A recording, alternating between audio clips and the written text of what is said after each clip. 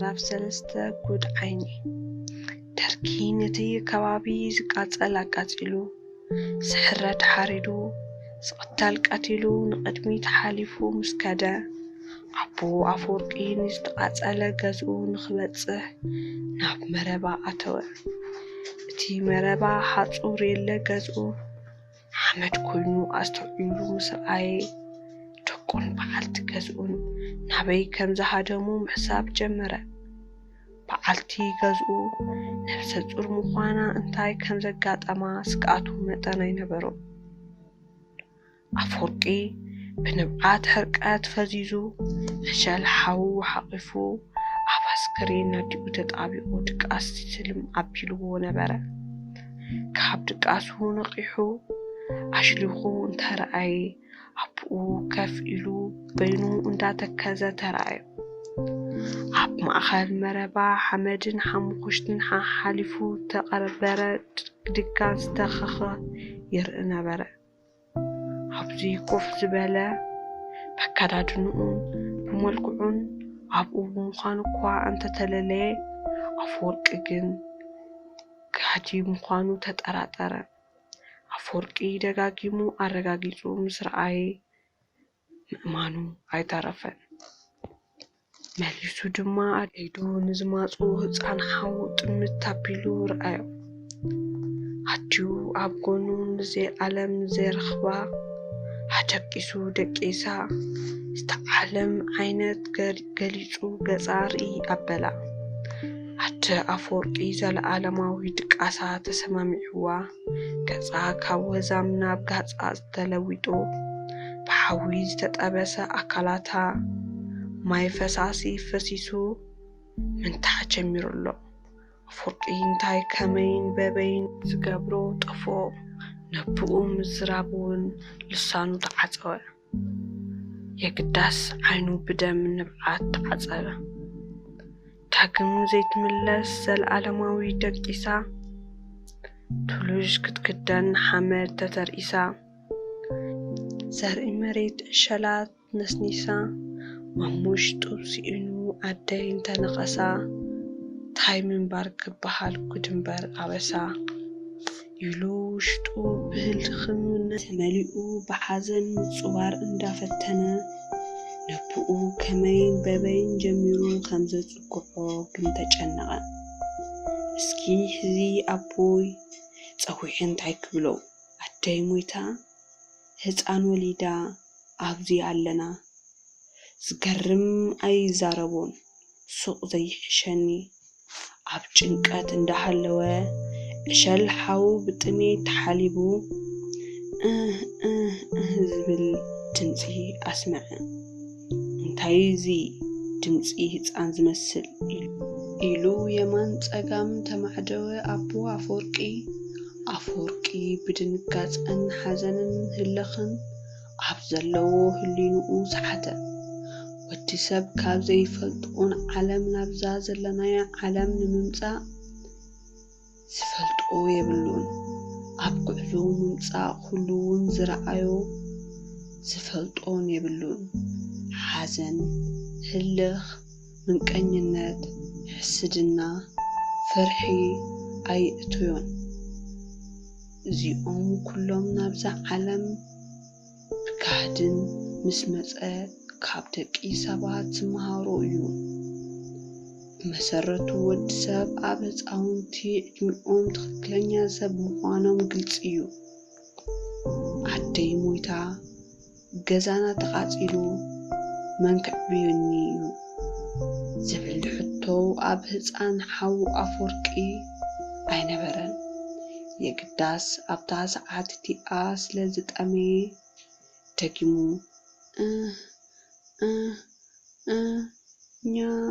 ኛ ዝብል ዘየቋርፅ ድምፂ ያስምዐ። ኣቦ ኣፈወርቂ ኣትዮም ካብ ዝነበረ መሃሙቕ ሓሳብ ተሲኡ ናብቲ ድምፂ ዝሰምዐሉ ገጽ ተጸግዐ። ኣቦ ኣፈወርቂ ቅልቅል ኢሉ እንትርኢ ወዱ ኣፈወርቂ ረኣዮ። ኣፎም ኣዮ ኻባ ሕዚኮ ሰላም እዩ ኢሉ ወፂኡ ክስዕሙ ተጸበየ ኣፈወርቂ ግን ጉልበቱ ከዲዑ ኣብ እግሪ በለስ ተኸርመ ከጡ ናብ ዓዲኡ እንዳጠመተ ስኽ በለ ኣፈወርቂ ወደይ ዓዲኻ ድያ ዘላ ኢሉ ቀረበ ተላዒሉ ሰላም ዝህቡ ግን ኣይረኸበን ኣቦ ኣፈወርቂ ድንን ኢሉ ናብቲ ስድርኡ ዘለዉ እግሪ በለስ ኣተወ ኣብ ደገ ከሎ ንምንታይ ተሲኦም ሰላም ዘይበሉኒ ዝብል ቁሩብ ስምዒት ሓዲርዎ ነበረ ኣትዩውን ግን ሰላም ዝብሎ ኣይረኸበን ኣፈወርቂ ኣዒንቱ ብንብዓት ቆሲሉ ብህልኽን ዕርቀትን ሓባቢጡ በዓልቲ ገዝኡ ተዘርጊሓ ደቂሳ ተሸፋፊና እሸል ውላዱ ድማ ከንፈሩ ይጠብቡ ኣለዉ ኣቦ ኣፈወርቂ ርሑስ ቆርበት ተኸደነ ስርዓት ኣካላቱ ኩሎም ተለዋወጡ ኢዱ ዝርግ ሓቢሉ ክብርቲ በዓልቲ ቤቱ ዝተሸፈነቶ ቅልዕ ኣበለ በዓልቲ ቤቱ ግን ንሓንሳብን ሓዋሩን ደቂሳ ክትዛረቡ ወይ ቁልሕ ክትብሉ ኣይከኣለትን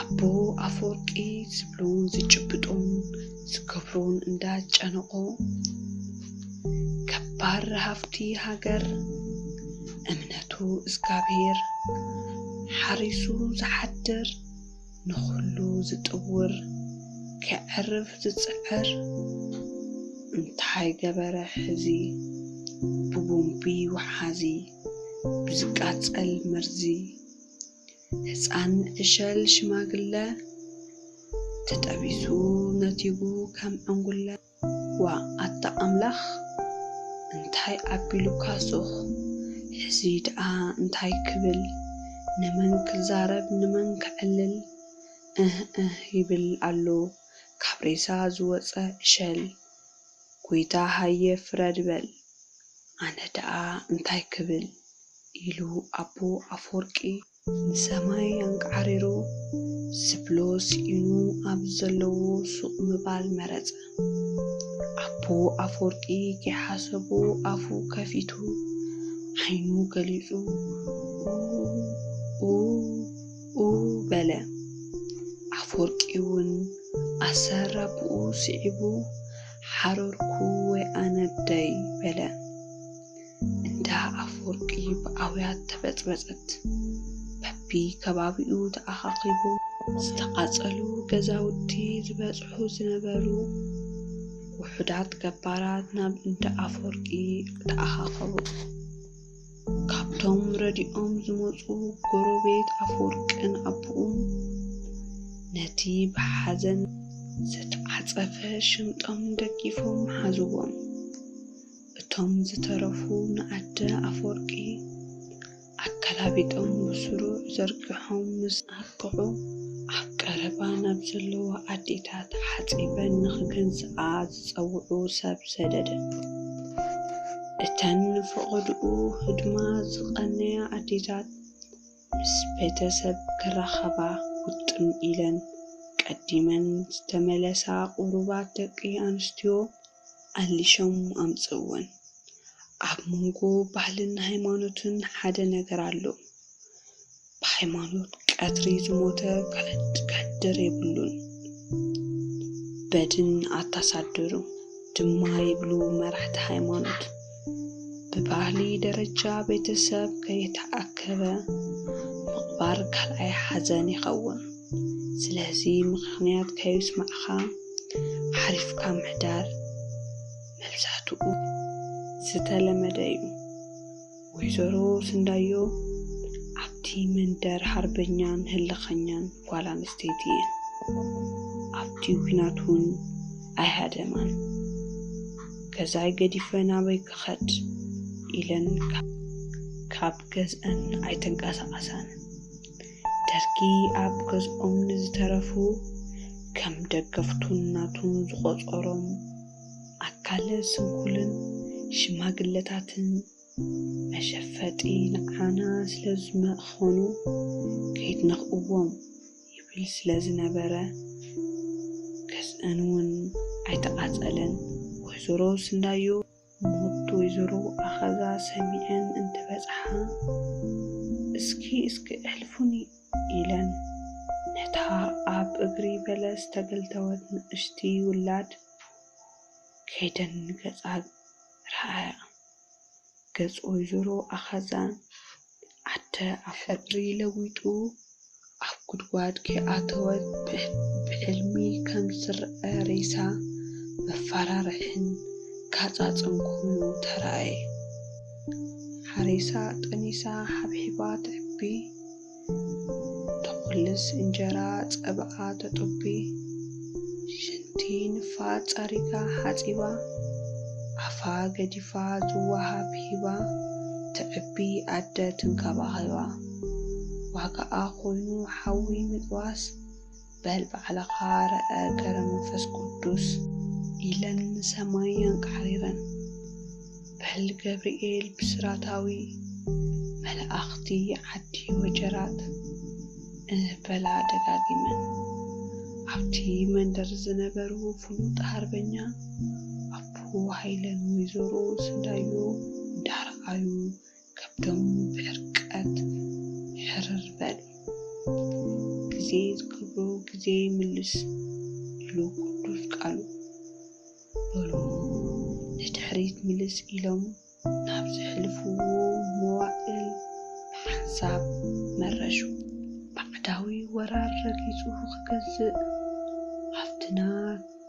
ክዘምት ናማቱ ክበልዕ ዘመናዊ ኣጽዋር ዓጢቑ ባሕሪ ሸጊሩ መጺኡ ዘሊቑ እንታይ ከም ዝገበረ በሉታ ጠይቑ ቱርኪ ጣልያን ድርቱሽ ኩሉ ፈቲኑ ፋሽሽ ደብ ዓድና መንክረግዛ ብደም ደቃ ነፃነታ ኣረጋጊፃ ንጸለምቲ ተምሳሌት ኮይና ነፃነት እምበር ዘይትፈልጥ ጭቆና ዋይ ሕዚ ደኣ ዝገርም ወዲ ዓዲ ተባሂሉ ስዩ ወግድሞ ካብ ሞት ዝሓምቆ ሕማቕ ሞት ዘጽልእ ዘስቅቕ ወግድ ድሕር ደግም ንምንታይ ድሕርሕር ንምንታይ ስልምልም ግርምቢጥ እስያ ማይ ንዓቐብ ነብዓድያውያን እኳ ዘይዕጅብ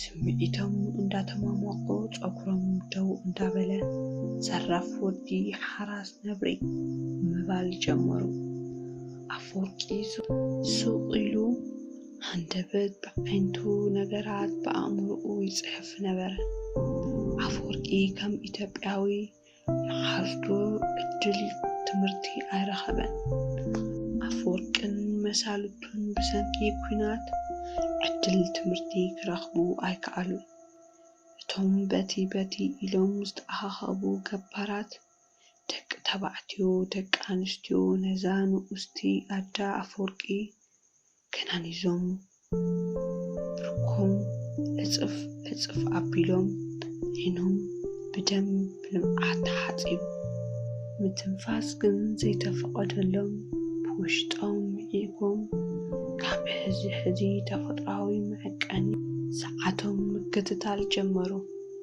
ተፈጥሮ ኩሉ እዋን ሒሳባ ፍሉጥ እዩ ሒሳባ ከየሕለፈት ድማ መሹ ወብሐ መሹ ክሳብ ዝወግሕ ኣፈወርቂ ኣቦ ኣፈወርቂ ካልኦት ቤተሰብ ጎረባብትን መዓንጥኦም ሓርር ኣፍ ልጓም እንዳተባሃሉ ዝወዓሉ ኣብ ዝበኸይሉ ውድቕቲ ለይቲ ምስ ኮነ ኣፍ ልጓም ተፈትሐ ቀሺ ወለ ገብርኤል ወይዘሮ ኣኸዛ ኣበ ነብሳ ስለ ዝኾኑ ካብ ዘለዎ ኣምዕድዮም ኣብቲ እንዳ ሓዘን ተረኸቡ ብባዕሉ ብእምነቱን ጀግንነቱን ዝተፈለጠ ህዝቢ